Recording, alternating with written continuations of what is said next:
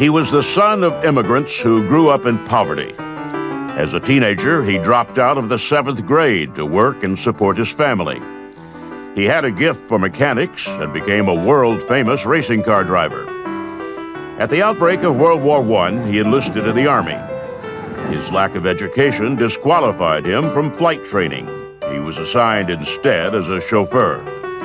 He conned his way into flight training, and as the horror of trench warfare unfolded, he became the dashing hero America so desperately needed.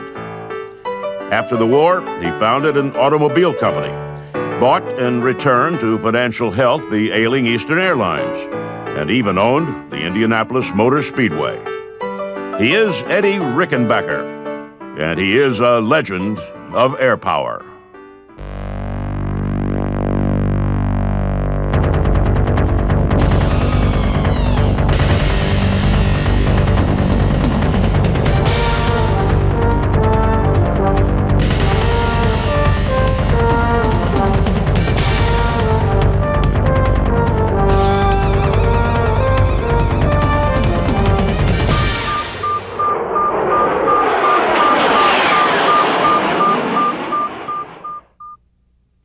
Edward Vernon Rickenbacker was born on October 8, 1890, in Columbus, Ohio.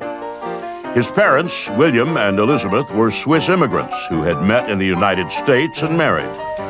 His father was the unsuccessful and difficult owner of a construction company. He hand-built the family's house, which lacked electricity, indoor plumbing, and central heating. He was a tough disciplinarian, and Eddie, the third of 8 children, grew up on a very tight leash. His father died when he was 12 and may have been murdered. Eddie, though not the oldest son, took it upon himself to find work to support his family. He lied about his age and took a job as a helper at a glass factory in Columbus. It was, without question, an unhappy childhood. Eddie worked to support his family and took no joy in the menial jobs he could get as a 13-year-old. He cleaned, he carried, and he dreamed of better days to come. Eddie Rickenbacker took a job in the machine shop of the Pennsylvania Railroad, where he learned that he had a gift for mechanics. It would be, he decided, his ticket out. He decided he wanted to get into that industry and convinced a local automobile repair shop that it needed his services. And from there, he decided he would become an expert in engine repair, and actually took a correspondence course at the age of 15 to achieve that. He scratched and hustled his way up through a succession of automobile repair and manufacturing jobs. He traveled to Texas to sell dealerships for Firestone Columbus. There, he crossed paths with politician William Jennings Bryant, who was hopscotching the state on a speaking tour. Eddie offered to drive Bryant to a few of his engagements, and when Bryant accepted, Firestone Columbus reaped a publicity bonanza. He had a sense of showmanship, and he realized that the best way to advertise the quality of the automobile and thus increase its sales was to race and race successfully. It would garner publicity for the automobile, and that would certainly help in the sales of them. As the Midwest sales manager for Firestone Columbus, Eddie started racing his employer's cars on small-town dirt tracks. It was wild and woolly racing, and he was excellent at it. He won more than his share of races and sold more than his share of cars. He raced for every car company he worked for. But as time passed, the racing became less of a sales tool and more of an end in itself. Eddie Rickenbacker simply loved the speed, the challenge, and the thrill of victory. He formed the Maxwell Special Racing Team. He ran in the Indianapolis 500 and made enough of a name for himself that he was invited to travel to England to race the 1917 British circuit. By 1917, of course, the war that would come to be known as World War I had spread from one end of Europe to the other. Instead of going to England, Eddie enlisted in the United States Army. and approached the brass with an interesting idea: train automobile racers as pilots for the war. Racers, Eddie reasoned, had the same fast reactions and cool under pressure that combat aviation would require. The Army considered Rickenbacker's case. It took into account his stature as a highly successful racing car driver, his success as a businessman, and his compelling personal story, and they assigned him as a chauffeur. What mattered to the Army, it seemed, was not what Rickenbacker might be capable of in the future. It was the fact that he had no college education and the sound of his last name. There were those in the Army who worried that Eddie Rickenbacker might very well be a German spy. Eddie Rickenbacker arrived in France with the American Expeditionary Force on June 26, 1917. As a driver for the General's staff, he chauffeured dignitaries, including General Blackjack Pershing, and he made known to everyone he came in contact with that he wanted to be a pilot. The odds of someone named Rickenbacker being made a pilot were, of course, pretty long. The distrust of everything German, or in Eddie's case, German-sounding, was pervasive. While he was away from his family, he decided that he was going to change it from the Germanic spelling with H to the more Americanized spelling with the K, and he did so without his family's knowledge. Eddie Rickenbacker became Eddie Rickenbacker, and Eddie Rickenbacker went to work trying to get himself into flight training. His lucky break came when he came across a car stranded beside the road. The car belonged to Colonel Billy Mitchell, the chief of the Army's Air Service. Rickenbacker stopped, fixed the colonel's car, and made his pitch. Mitchell, who of course knew of Eddie Rickenbacker from his racing days, was impressed with Eddie's enthusiasm and mechanical talents. He told Rickenbacker he'd go to bat for him. It worked. Eddie got into the Air Corps, and because of his mechanical skills, was assigned as an engineering officer at the Issoudun Aerodrome. He spent most of his time patching up outdated aircraft, but squeezed in enough flight time to qualify as a pilot and gain a promotion to lieutenant. He was one of only a few American pilots who, in the rush to battle, received formal gunnery training. In March 1918, he joined the 94th Aero Pursuit Squadron. The 94th had pilots, mechanics, a base of operations, but no airplanes.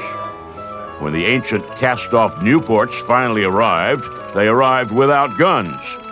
It took nearly a month for pilots, planes, and guns to get to the same place, a former French airfield at Toul. On April 6, 1918, Major Raoul Lufberry chose Rickenbacker and another pilot for the squadron's first patrol over German lines. Lufberry was a legend in the small community of flyers, a revolutionary with little regard for the genteel traditions of the Army. He judged his pilots based on their flight skills, not their pedigree, and he took an almost instant liking to Rickenbacker. The three American Nieuports flew to 15,000 feet. Rickenbacker looked down at the war-ravaged countryside, marveling at the trenches and barbed wire wasteland. Suddenly, as to prove to Rickenbacker that the war was real, the German anti-aircraft guns opened up. Lufberry signaled for the two novices to follow him, and he directed them through the fire and back to the base. There, he tore into his young charges. They had failed to see aircraft circling near them. They had been doing too much staring and not enough active looking around. He poked his fingers through shrapnel holes in the side of Rickenbacker's airplane and pointed out that he could have been killed. Eddie is smart enough to stay as close to Raoul Lufberry as possible and learn as much as he can from a master, because he realizes that in this environment, his life will depend on the knowledge he can glean from others. Eddie learns. For the next couple of weeks, he and the other pilots of the 94th flew patrols and probes into German territory, designed more to acclimate them than to accomplish any military goal. On April 29th, he got his first real combat opportunity. intercepting a German two-seater as it flew over Allied territory. Rickenbacker got between the plane and German territory. The other pilot chased the German into the trap. At 150 yards, Rickenbacker took aim and fired. The German went down in flames. In the next month, Rickenbacker knocked down 4 more German planes, becoming an ace and earning the French Croix de Guerre. The Army, clearly impressed with his abilities, put him in charge of the 94th Aero Squadron's first flight. Rickenbacker loved the flying and reveled in the recognition, but he also paid a price for his success. The more he flew, the more his health seemed to fade. He was an older man than the other pilots, and so flying these high altitudes, going up and down in unpressurized, no oxygen cabins, it was physically very, very taxing. But he was at 27 years old. We think of this as being a young man, but at the time he was considered an old man by the other pilots who were 19, 20 years old. He sat out much of the summer with debilitating ear infections caused by the rapid changes in air pressure during dogfighting. He spent time in a Paris hospital recovering from pneumonia. He fought his way back every time, enduring pain that must have been nearly crippling in order to fly with his squadron. But for months, he recorded no enemy kills. It's during these convalescence periods that he decides he is going to become the absolute best fighter pilot that he can be. And he gives it a lot of thought. In August, the 94th got new aircraft, Spads, that while still not on a par with the German Fokkers, were vastly superior to the Nieuports they had been flying. In September, Rickenbacker's health returned, and in his new plane, he went on a tear. He shot down 2 Fokkers in 2 days. A week later, near the French town of Billy, he was flying alone when he encountered a flight of 7 German planes, 5 fighters and 2 bombers. He dove into the flight, broke it up, and shot down 2 enemy aircraft. Witnesses on the ground were amazed. They had never seen a single plane break up an entire enemy formation like that before. Soon enough, word of his exploits started to reach back to the United States. The famous auto racer was becoming a famous war hero. Eddie blossomed. He was the American king of the air, racking up kills almost at will. The other American flyers gravitated to him, and in September, the Army turned command of the whole 94th Squadron over to him. It was not, however, a promotion without insult. The Army had not forgotten that Eddie Rickenbacker was a man with a 7th grade education. They had not forgotten his German-sounding last name and the fact that he got into flight through a back door. They gave him command of the squadron. He'd earned that, but they didn't promote him to major. Captain, the Army said, was plenty high enough up the totem pole for Eddie Rickenbacker. In command of the 94th Aero Squadron, Captain Eddie Rickenbacker set out to remake the way his young pilots were trained. One of the things he vows he will do is bring up the younger pilots in an environment that gives them the best possible chance for learning their craft without getting killed in the process, because he saw it happen many, many times, nearly happened to him. If there was anything he could do about that, he vowed he would lead in a manner that would give the most people the most experience so that they could continue on successfully. He led primarily by example. He never passed up a chance to fly, taxiing out and taking off on solitary patrols when he could just as easily have stayed in the safety of his quarters. It's telling that in only 2 months as commander of the 94th Aero Squadron, he recorded more than half of his total kills. In October alone, he shot down 14 enemy aircraft, including 2 observation balloons. And on the 11th hour of the 11th day of the 11th month of 1918, the moment the war came to an end, Eddie Rickenbacker was on patrol.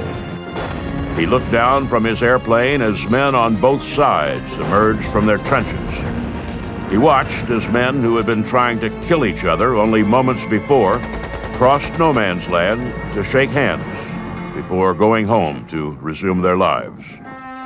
The former racing car driver, who had 26 confirmed victories over Europe, returned home perhaps the greatest celebrity the nation had ever known. He toured the country, riding in parades, shaking hands, and wondering what was next. Clearly, he could not stay in the Army. The mayhem of World War I had so disillusioned Americans that the government nearly eliminated military spending. Aircraft were sold, tanks sold for scrap, and career officers mustered out almost without ceremony. Eddie Rickenbacker was left with little but his own ambition and his good name. He returned to Columbus, put together a group of wealthy investors, and opened the Rickenbacker Automobile Company to manufacture a car that he claimed would be worthy of its name. The car was indeed a technological marvel, but the company was a flop. When Congress passed the Airmail Act of 1925, he joined a war buddy in setting up Florida Airways to carry mail and passengers. A hurricane in 1926 set that business back, and as it limped along, Eddie looked for another. A year later, he raised $700,000 and bought the Indianapolis Motor Speedway, site of the most famous race of them all, the Indianapolis 500. In 1929, he took a job working for General Motors, which had acquired the Fokker Aircraft Company. He went from shooting down German aircraft to selling them.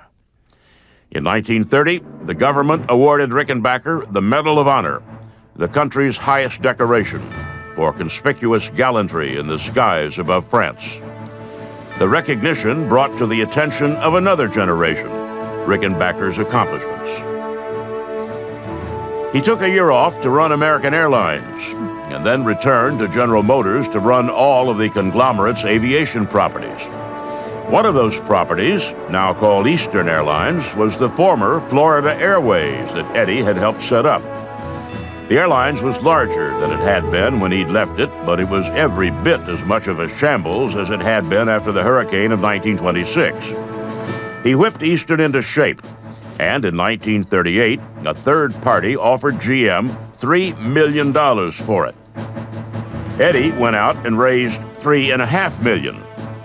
While that may not seem like a lot of money today, consider this. 1938 was the heart of the Great Depression. The stock market had crashed almost 10 years earlier and had not recovered. There was almost no investment capital available anywhere at any interest rate.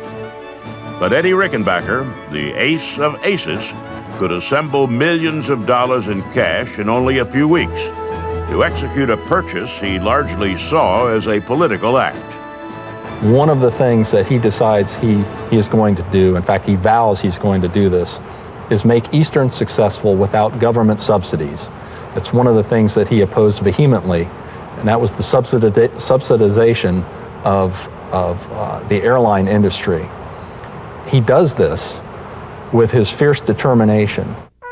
He raised the pay and professionalized the airline's co-pilots, creating a pool of experienced flyers who could become captains as the airline industry grew. He submitted ridiculously low bids for government mail contracts, sometimes offering to fly the mail for free in order to lock up routes that would form the spine of Eastern Airlines for decades to come. And he watched with concern as Europe and Asia crept toward World War II. He became an active isolationist, joining the America First Committee, which, among other things, attempted to bridge the gap between the United States and Nazi Germany. Like Charles Lindbergh, he traveled to Germany at the invitation of Hermann Goering to observe the progress the Germans were making in aviation. The Germans assured him their intent was peaceful. But he was able to see that beyond that, they were actually building an air force for future conflict. And he reported on that when he returned to the United States. Now, unfortunately, as history has shown, that fell on many deaf ears in high places. When the war broke out, he toured American air bases on what were billed as morale-boosting visits. He reported back to Washington on the conditions and combat readiness of the units he visited. He toured bases in the United States and England, but on his flight to Port Moresby in New Guinea, the B-17 on which he was riding went down. After 3 weeks of searching, the Army and Navy were ready to give up. Rickenbacker's wife, Adelaide, made a personal appeal to Hap Arnold to keep looking. He ordered the search to continue, and after 23 days, Rickenbacker and the crew of the B-17 were found and rescued. The oldest man on the raft, Rickenbacker had lost more than 50 pounds. When the war ended, he returned to Easton. He was in many ways a changed man, absolutely convinced of his own rightness. He orchestrated Easton's purchase of the first Constellation aircraft and helped Lockheed design the Super Connie to better fit airline expectations. He became a vocal political activist, occasionally shocking even his supporters with the disturbing racial imagery he inserted in his speeches and writings. One thing about Eddie Rickenbacker was he was very, very loyal. He was also very stubborn. So if he had a belief, he would hold firm in it without much compromise. In 1959, the board of Eastern Airlines fired Eddie Rickenbacker as CEO of the company. At the dawn of the jet age, the ace of aces refused to allow the airline to move from turboprops to jets. The board disagreed. From then until his death, Eddie Rickenbacker was one of the freest men in the world. A celebrity beloved by his generation, a hero known to all, he traveled and spoke wherever he wanted on whatever subject he wanted. He railed against government regulation and socialism, and his outspoken views alienated millions who preferred their heroes be more like bronze statues than living, breathing human beings. He published a short book on economics that served as a rallying cry for conservatives, and engaged in a long, loving correspondence with his two sons. He seemed at the same time to be a man very much at peace with himself and very much at war with the way the world was changing around him. Rickenbacker died in 1973, not long after celebrating his 51st wedding anniversary. He died in Zurich, Switzerland, not far from the home his parents had left to emigrate to the country that he loved.